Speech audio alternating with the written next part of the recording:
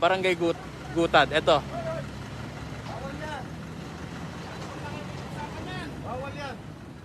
Ayan. Ito ang mga tagpo na tila nagkasubukan. Ang mga tauhan ng naipasarang hog farm ng kumpanyang Evergreen Bioscience Technologies Incorporated at ni Municipal Administrator Tito Mendiola nitong umaga ng July 9, 2021. Huwag niyong gawin yan. Magkakagulo tayo dyan. Ayaw natin ng gulo. Higit 10 baboy na breeder ang tinatangkasan ng maisakay sa loader na truck na kahit na may harang na concrete barrier ay itinutulay sana sa isa pang truck. Ayon kay Clarissa Gatbonton, sekretary ng kumpanyang Evergreen Bioscience and Technologies Incorporated, ang paglalabas ng mga baboy ay pagtugon umano sa programa ng Samahan ng Industriya ng Agrikultura o SINAG para sa tinatawag na repopulation. Saan ho ninyo dadalhin nyo sana yung baboy? Sa Bataan po, para po sana mag-repopulate, Okay. makatulong po sa ibang farm. Maglalabas po sana kami ng breeder. Tumagal ng halos ilang oras ang dialogo at kahit na pinilit na isakay ang mga baboy, hindi ito pinayagan ng mga tauhan ng barangay. Ayon kay SINAG Chairperson Rosendo So, ihahablan nila sa Office of the Ombudsman si Florida Blanca Mayor Darwin Manalansan at 10 ng mga lokal na opisyal na hindi umano kumikilala sa Proclamation Number 1143 o ang State of National Calamity dahil sa pinakikitunguhang African Swine Flu. Hindi na rin umano ito bago sa hinahawakang kaso ng SINAG na kanilang kamiyembro gaya ng nangyari sa probinsya ng Pangasinan na kinastigo di umano sa Office of the Ombudsman.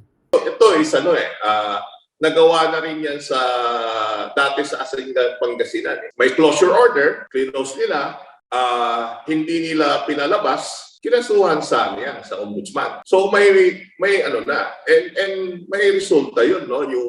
Yung mayor doon sinulatan ng ombudsman. Na hindi pwedeng gano'n. So ito is same lang ito. Na hindi basta maski may closure order, hindi mo pwedeng ipalabas yan or hindi mo pwedeng i-distract yung mga movement. Ikinakasa na umano ng Legal Counsel ng SINAG ang mga posibleng paglabag ng lokal na pamahalaan ng Florida Blanca sa atas ng national government na isulong ang biosecurity effort ng Department of Agriculture sa hog industry ngayong state of calamity.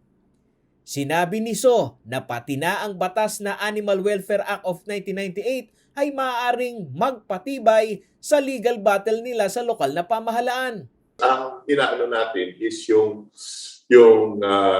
sa Animal Welfare Act saka yung proclamation ng presidente, doon kami magko-concentrate. Yung between yung case ng farm saka ang mayor, bahala naman ang pag-file is yung owner. Kaduda-duda rin anya ang interes ng LGU na babala na kumpiskahin ang mga baboy ng naipasarang kumpanya. Huwag naman sana na may naging interest, no? Kasi kung ang gusto nila is confiscate, ibig sabihin, interesado sila dun sa baboy. Kaya ayaw nila ipalabas. Hindi naman nangangamba dito si Florida Blanca, Pampanga, Mayor Darwin Manalansan sa banta ng asunto. Higit anya sa negosyo, ang pinangangalagaan nito ay ang kanyang mga constituent na nagrereklamo sa masangsang na amoy. Lalo't ang naipasarang hog farm ay lumagpas pa sa higit 2,000 hog heads base sa inaplayang permit. Magbibusiness ka pero dapat wala naman mga apektadong tao. Maraming tao dyan, mga 5,000 tao dyan. Sa isang barangay. Dalawa yan, di 10,000. Yung pangkiratik ako nga, dito ako nakatira . Pero nakakamoy pa ako. Yan, hindi lang masangsang nakatulad doon. Mali rin umano na paratangan siya na walang konsiderasyon sa naturang negosyo dahil ilang beses na rin siyang nakipagdialogo upang maisaayos ang operasyon ng naturang hog farm. Malaki na yung konsiderasyon binigay ko dyan. Pinapaayos ko lang yung kanilang facilities. Alisin lang yung amoy. Pwede man yan, gumasos ka lang, di ba? Hindi lang ginagawa for how many years? Paulo G. Santos, CLTV News.